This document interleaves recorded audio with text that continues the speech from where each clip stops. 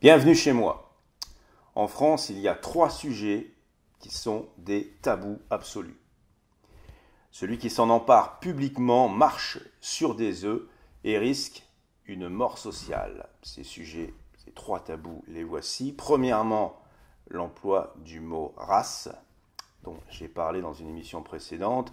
Deuxièmement, tout débat sur la peine de mort, jugée obscène, et j'y reviendrai dans une prochaine émission. Troisièmement, l'emploi des mots juif et lobby dans la même phrase, ce dont je vais parler à présent. Et c'est vraiment du funambulisme. Le fil est très fin et certains n'attendent qu'une chose, c'est que vous vous cassiez la gueule.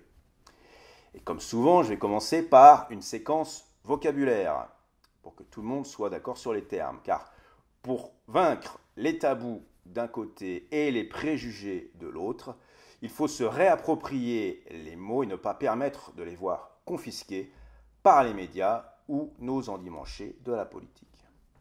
Alors c'est parti. Qu'entend-on par lobby tout d'abord? Un lobby, pour les anglo-saxons, c'est un groupe d'intérêts exerçant des pressions politiques notamment en vue de satisfaire les dits intérêts. Les anglo-saxons étant des marchands revendiqués, c'est pour eux dans l'ordre des choses. En France, nous avons beaucoup plus de mal avec le mot lobby, car vous n'êtes pas sans savoir que nous sommes en République, on cesse de vous le répéter, que cette République véhicule des valeurs, on cesse de vous le dire également, et qu'aller faire le tapin quand on est un élu de la République, c'est franchement contraire à nos sacro-saintes valeurs.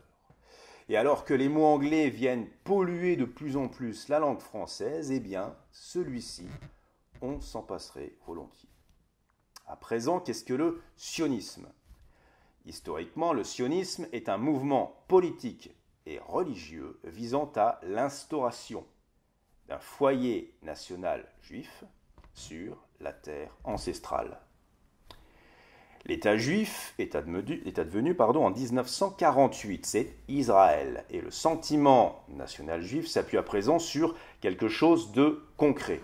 Ce qu'on qualifie encore aujourd'hui de sionisme est un abus de langage pour parler de la promotion et de l'essor de l'État d'Israël hors de ses frontières.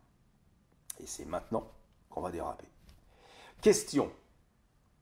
Se pourrait-il qu'il existe des lobbies sionistes, autrement dit des lobbies israéliens ou pro-israéliens? En vérité, la question devrait être: se pourrait-il qu'il n'en existe pas? En effet, il est évident que tous les États du monde, veillant continuellement à leurs intérêts, mandatent, en secret bien sûr, des groupes de pression à l'étranger pour faire valoir ses intérêts. C'est valable aussi pour la France, même si on a peine à croire que nos lobbies à nous soient vraiment conscients de nos intérêts. C'est une autre histoire. Il y a donc forcément des lobbies israéliens et tout le monde le sait très bien. Et d'ailleurs, les Américains, qui eux sont Charlie et disposent d'une vraie liberté d'expression, ont le droit de le dire haut et fort. Ils revendiquent même le fait de permettre le lobbying en général et le lobbying pro-israélien en particulier. Le dernier en date, mais il y en a beaucoup d'autres, c'est l'Israeli American Council. Et quel est en quelque sorte leur homologue français? Leur homologue français, c'est le CRIF, le Conseil représentatif des institutions juives de France. Et il faut être d'une absolue mauvaise foi pour ne pas admettre que le CRIF est un lobby à part entière, un lobby pro-israélien qui officie en France et un lobby très attaché notamment à ce que les médias français parlent régulièrement de la Shoah et du conflit israélo-palestinien. Et ce qui pose problème, ce ne sont pas les juifs en tant que tels, que ceux-ci soient des Français juifs ou des juifs étrangers de passage chez nous. Ce qui pose problème, c'est qu'il y va de notre souveraineté, qu'elle est mise à mal par une puissance étrangère et qu'on nous empêche de le dire. Et pourquoi nous empêche-t-on de le dire? Parce que toute une tradition antisémite s'est longtemps complu à dénoncer ce que ses représentants voyaient comme une grande mouvance judéo-maçonnique apatride, une sorte de vampire tapi dans l'ombre de la pseudo-république. La différence, c'est qu'à l'époque, il était reproché aux Juifs, et à tous les Juifs, d'être cosmopolites, d'où les fantasmes d'une nébuleuse qui constitue encore aujourd'hui, il faut le reconnaître, un sacré fonds de commerce. À présent, ce qui est reproché aux Juifs, et en général à certains Juifs seulement, c'est au contraire un sectarisme communautaire, un sectarisme nationaliste, c'est-à-dire de faire d'Israël et son histoire l'objet exclusif de leur attention. La tendance et le risque est alors de vouloir mettre tous les Juifs dans le même sac. Or, il y a des Français juifs, il y a des Israéliens, il y a ceux qui, parmi les binationaux, ont le cœur ou le portefeuille qui penche là-bas, très clairement. Mais comment reprocher à un Israélien d'œuvrer pour les intérêts de son pays, fût-ce par tous les moyens? Cela, c'est à nous, Français, de nous opposer à cela sur notre sol et en toute légitimité de combattre ces lobbies et de saper leur influence. C'est dans l'intérêt de la France, et c'est même dans l'intérêt de nos compatriotes juifs, je parle de ceux qui ont avant tout la France en tête. Et ceci sans céder au chantage des puissants consistant à condamner mes propos, en l'occurrence, non pas pour ce qu'ils veulent dire, mais pour ce que certains esprits faibles vont y comprendre. Comme le disait un ami sur Facebook récemment, qui se reconnaîtra, quand je dis chaise, je veux dire chaise. Et ce n'est pas à moi qu'il faut reprocher que des abrutis comprennent table en lieu et place, et que ces gens soient contagieux. Il faut reprocher cela aux médias et au niveau de bêtise ambiante qu'ils propagent. J'aimerais finir en illustrant ce que je viens de dire par l'actualité la plus récente. La plupart d'entre vous ont entendu tout le gratin criminaliser les propos de Jean-Frédéric Poisson. Jean-Frédéric Poisson, voici ses propos. La proximité de Mme Clinton avec les superfinanciers de Wall Street et sa soumission au lobby sioniste sont dangereuses pour l'Europe et pour la France.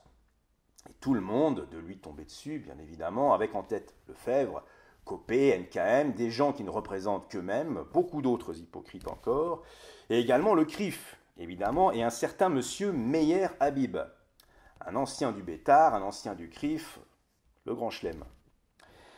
Et monsieur Meyer Habib a le bras long.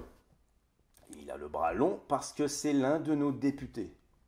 Or, il faut lire ce que Meyer Habib a écrit dans la presse à propos de Poisson pour se dire qu'effectivement, les gens comme lui sont dangereux pour la France. Meyer Habib a la double nationalité. Deux nationalités. Française et israélienne. Et il est très impliqué dans les intérêts d'Israël. Comment un homme tel que lui peut se retrouver député de notre irréprochable République?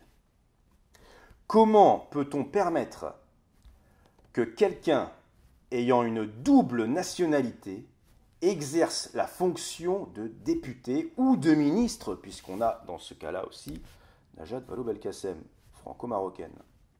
Comment permettre cela? C'est un non-sens absolu du point de vue de notre souveraineté. Et on peut se permettre de le dire sans se gêner parce que ces gens-là sont à notre service. Les députés sont à notre service, à nous, les administrés. Il ne faut pas inverser les rôles. Eh bien moi, en tant que Français, citoyen français, Français moyen, et pas franco-israélien, franco-français, je suis français. Et je ne suis pas content de la prestation de ce monsieur. Je ne sais pas dans quelle monnaie il achète, lui, ses pains au chocolat, mais il me semble que son allégeance est pour le moins ambiguë, voire contraire aux valeurs de la République. Et quand vous voyez avec quel mépris il a répondu à Poisson, lui-même député, sur un ton parfaitement comminatoire, et quand vous voyez la manière dont il l'a traîné dans la boue, l'obligeant à se mettre à genoux pour lui cirer les pompes, eh bien vous vous dites que si quelqu'un avait voulu prouver que le lobby pro-israélien est très actif en France, il ne s'y serait pas pris autrement. CQFD. Et moi, j'ai plus qu'à redescendre de mon fil.